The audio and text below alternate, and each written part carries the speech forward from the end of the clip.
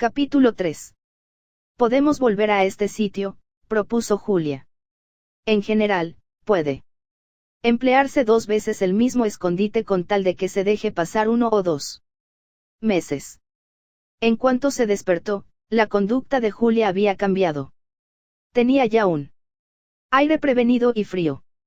Se vistió, se puso el cinturón rojo y empezó a planear el viaje de regreso.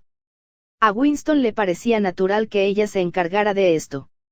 Evidentemente poseía una habilidad para todo lo práctico que Winston carecía. Y también parecía tener un conocimiento completo del campo que rodeaba a Londres. Lo había aprendido a fuerza de tomar parte en excursiones colectivas. La ruta que le señaló era por completo distinta de la que él había seguido al venir, y le conducía a otra estación.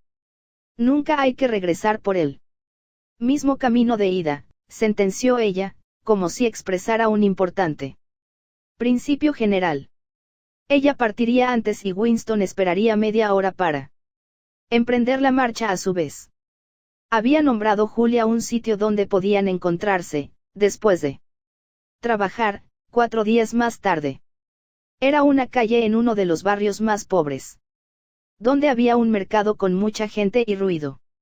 Estaría por allí, entre los puestos, como si buscara cordones para los zapatos o hilo de coser. Si le parecía que no había peligro, se llevaría el pañuelo a la nariz cuando se acercara a Winston. En caso contrario, sacaría el pañuelo. Él pasaría a su lado, sin mirarla. Pero con un poco de suerte, en medio de aquel gentío podrían hablar tranquilos durante 1/4 de hora y ponerse de acuerdo para otra cita. Ahora tengo que irme, dijo la muchacha en cuanto vio que él se había enterado bien de sus instrucciones. Debo estar de vuelta a las 19:30. Tengo que dedicarme 2 horas a la Liga Antisex repartiendo folletos. O algo por el estilo. ¿Verdad que es un asco? Sacúdeme con las manos. ¿Estás seguro de que no tengo briznas en el cabello? Bueno, adiós, amor mío, adiós. Se arrojó en sus brazos, lo besó casi violentamente y poco después desaparecía por el bosque sin hacer apenas ruido.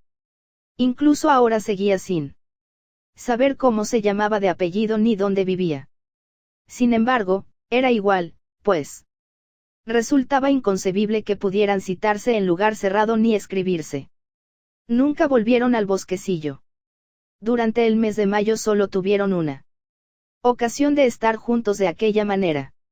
Fue en otro escondite que conocía Julia, el campanario de una ruinosa iglesia en una zona casi desierta donde una bomba atómica había caído 30 años antes.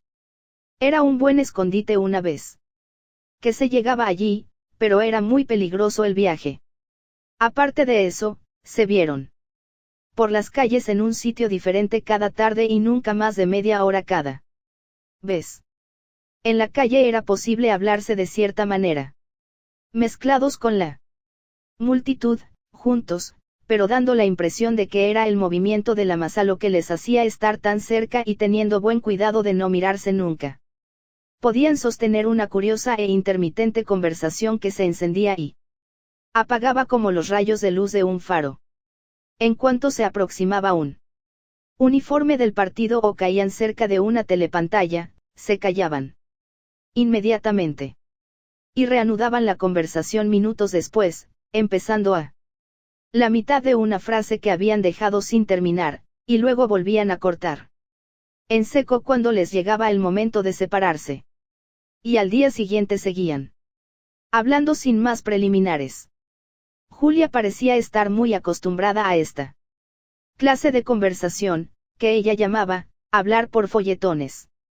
Tenía además una sorprendente habilidad para hablar sin mover los labios. Una sola vez en todo un mes de encuentros nocturnos consiguieron darse un beso.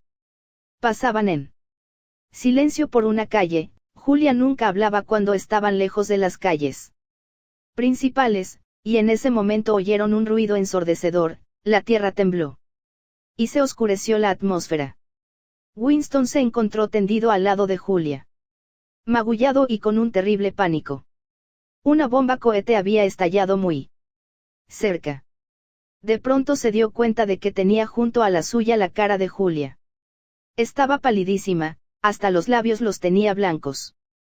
No era palidez, sino una blancura de sal. Winston creyó que estaba muerta. La abrazó en el suelo y se sorprendió de estar besando un rostro vivo y cálido. Es que se le había llenado la cara del yeso pulverizado por la explosión. Tenía la cara completamente blanca.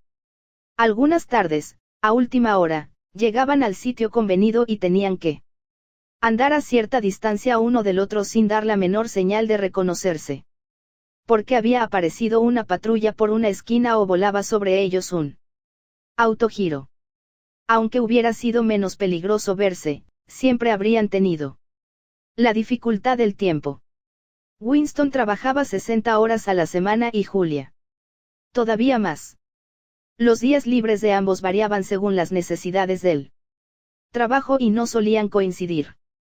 Desde luego, Julia tenía muy pocas veces una tarde libre por completo. Pasaba muchísimo tiempo asistiendo a conferencias y manifestaciones, distribuyendo propaganda para la Liga Juvenil Antisex, preparando banderas y estandartes para la Semana del Odio, recogiendo dinero para la campaña del ahorro y en actividades semejantes. Aseguraba que merecía la pena darse ese trabajo suplementario, era un camuflaje. Si se observaban las pequeñas reglas se podían infringir las grandes. Julia indujo a Winston a que dedicara otra de sus tardes como voluntario en la fabricación de municiones como solían hacer los más entusiastas miembros del partido. De manera que una tarde cada semana se pasaba Winston 4 horas de aburrimiento insoportable atornillando 2 pedacitos de metal que probablemente formaban parte de una bomba. Este trabajo en serie lo realizaban en un taller donde los martillazos se mezclaban espantosamente con la música de la telepantalla. El taller estaba lleno de corrientes de aire y muy mal iluminado. Cuando se reunieron en las ruinas del campanario llenaron todos los huecos de sus conversaciones anteriores. Era una tarde achicharrante. El aire del pequeño espacio sobre las campanas era ardiente e irrespirable y olía de un modo insoportable a palomar. Allí permanecieron varias horas, sentados en el polvoriento suelo, levantándose de cuando en cuando uno de ellos para asomarse cautelosamente y asegurarse de que no se acercaba nadie. Julia tenía 26 años. Vivía en una especie de hotel con otras 30 muchachas, siempre el hedor de las mujeres. Como las odio, comentó, y trabajaba, como él había adivinado, en las máquinas que fabricaban novelas en el departamento dedicado a ello. Le distraía su trabajo, que consistía principalmente en manejar un motor eléctrico poderoso, pero lleno de resabios. No era una mujer muy lista, según su propio juicio, pero manejaba hábilmente las máquinas. Sabía todo el procedimiento para fabricar una novela, desde las directrices generales del comité inventor hasta los toques finales que daba la brigada de repaso. Pero no le interesaba el producto terminado. No le interesaba leer. Consideraba los libros como una mercancía, algo así como la mermelada o los cordones para los zapatos. Julia no recordaba nada anterior a los años 60 y tantos y la única persona que había conocido que le hablase de los tiempos anteriores a la revolución era un abuelo que había desaparecido cuando ella tenía 8 años. En la escuela había sido capitana del equipo de hockey y había ganado durante 2 años seguidos el trofeo de gimnasia. Fue jefe de sección en Los Espías y secretaria de una rama de la Liga de la Juventud antes de afiliarse a la Liga Juvenil Antisex. Siempre había sido considerada como persona de absoluta confianza. Incluso, y esto era señal infalible de buena reputación, la habían elegido para trabajar en Pornosec, la subsección del departamento de novela, encargada de fabricar pornografía barata para los Proles. Allí había trabajado Un año entero ayudando a la producción de libritos que se enviaban en paquetes sellados y que llevaban títulos como Historias deliciosas, o Una noche en un colegio de chicas, que compraban furtivamente los jóvenes proletarios, con lo cual se les daba la impresión de que adquirían una mercancía ilegal. ¿Cómo son esos libros?, le preguntó Winston por curiosidad. Pues una porquería. Son de lo más aburrido. Hay solo 6 argumentos. Yo trabajaba únicamente en los calidoscopios. Nunca llegué a formar parte de la brigada de repaso. No tengo disposiciones para la literatura. Sí, querido, ni siquiera sirvo para eso. Winston se enteró con asombro de que en la pornosec, excepto el jefe, no había más que chicas. Dominaba la teoría de que los hombres, por ser menos capaces que las mujeres de dominar su instinto sexual, se hallaban en mayor peligro de ser corrompidos por las suciedades que pasaban por sus manos. Ni siquiera permiten trabajar allí a las mujeres casadas, añadió. Se supone que las chicas solteras son siempre muy puras. Aquí tienes por lo pronto una que no lo es. Julia había tenido su primer asunto amoroso a los 16 años con un miembro del partido de 60 años, que después se suicidó para evitar que lo detuvieran. Fue una gran cosa, dijo Julia, porque, si no, mi nombre se habría descubierto al confesar él. Desde entonces se habían sucedido varios otros. Para ella la vida era muy sencilla. Una lo quería pasar bien, ellos, es decir, el partido, trataban de evitarlo por todos los medios, y una procuraba burlar las prohibiciones de la mejor manera posible. A Julia le parecía muy natural que ellos le quisieran evitar el placer y que ella por su parte quisiera librarse de que la detuvieran. Odiaba al partido y lo decía con las más terribles palabrotas, pero no era capaz de hacer una crítica seria de lo que el partido representaba. No atacaba más que la parte de la doctrina del partido que rozaba con su vida. Winston notó que Julia no usaba nunca palabras de neolengua excepto las que habían pasado al habla corriente. Nunca había oído hablar de la hermandad y se negó a creer en su existencia. Creía estúpido pensar en una sublevación contra el partido. Cualquier intento en este sentido tenía que fracasar.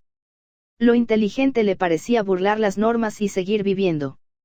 A pesar de ello, se preguntaba cuántas habría como ella en la generación más joven, mujeres educadas en el mundo de la revolución, que no habían oído hablar de nada más, aceptando al partido como algo de imposible modificación, algo así como el cielo, y que sin rebelarse contra la autoridad estatal la eludían lo mismo que un conejo puede escapar de un perro.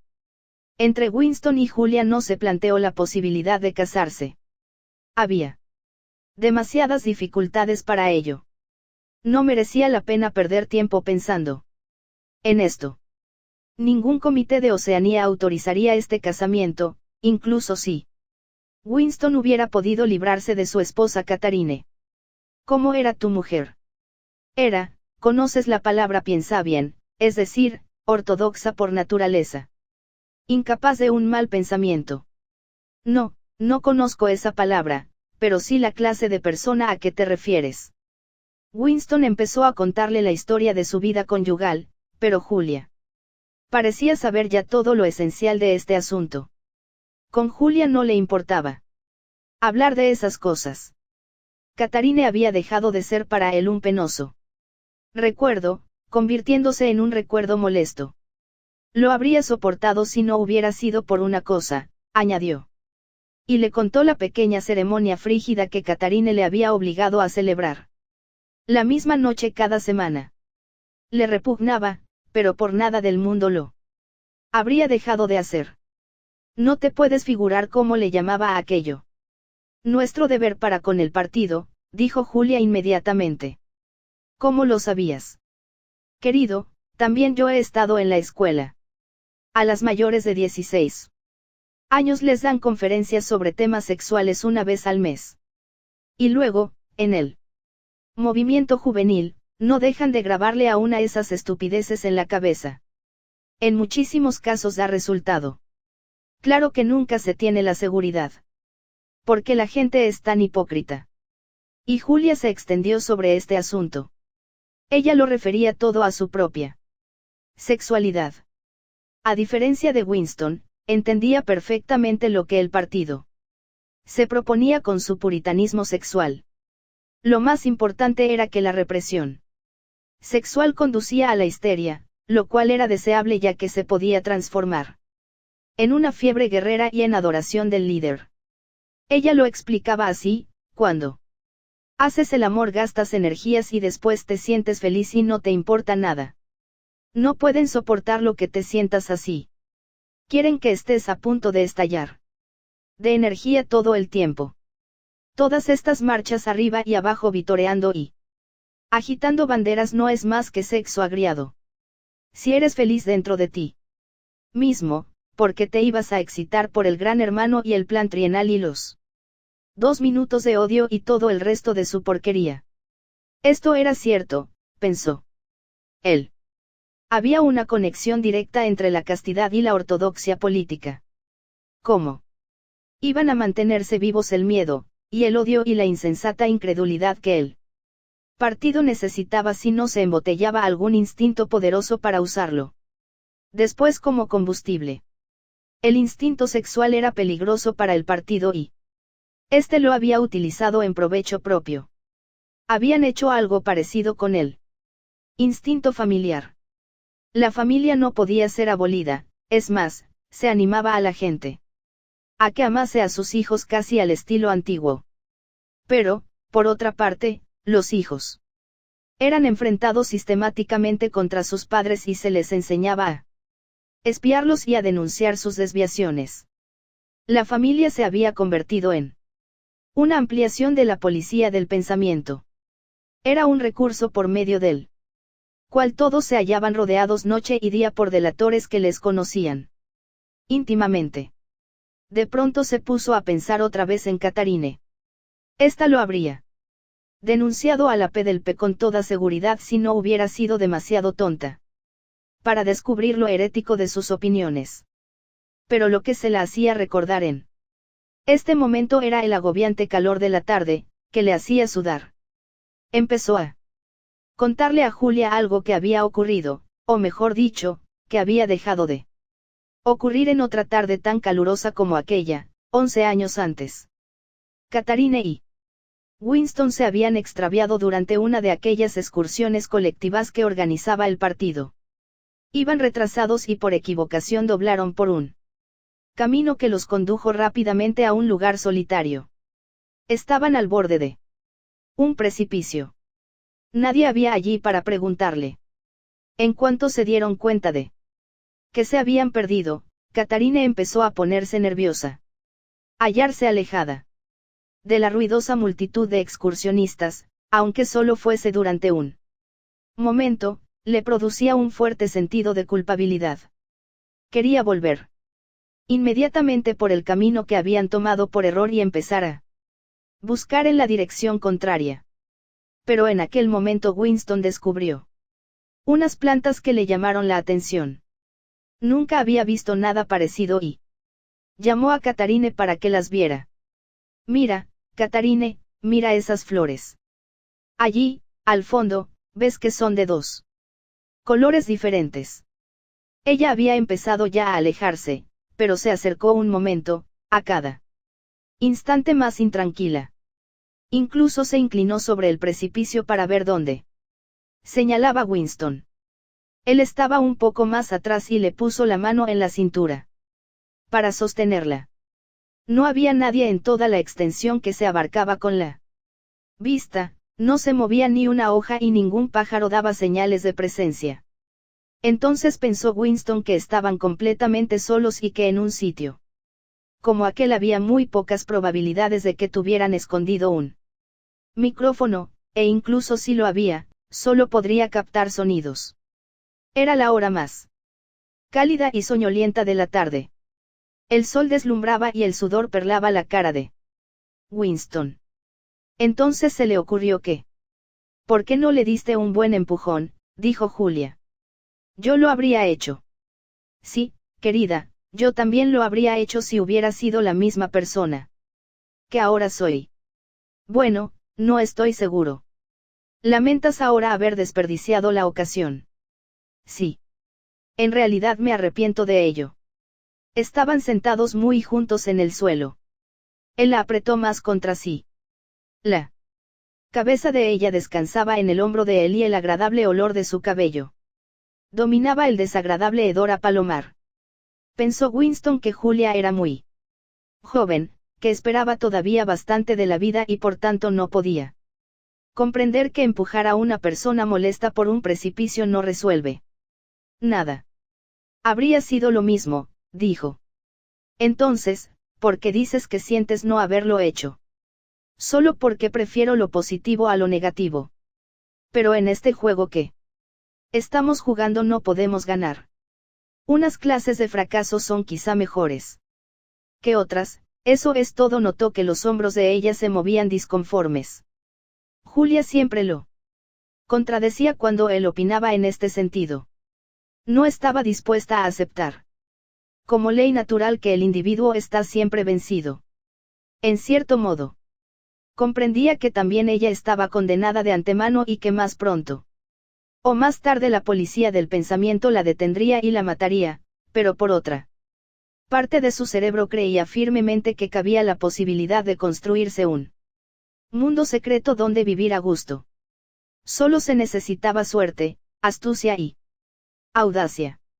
No comprendía que la felicidad era un mito, que la única victoria posible estaba en un lejano futuro mucho después de la muerte, y que desde el momento en que mentalmente le declaraba una persona la guerra al partido, le convenía considerarse como un cadáver ambulante.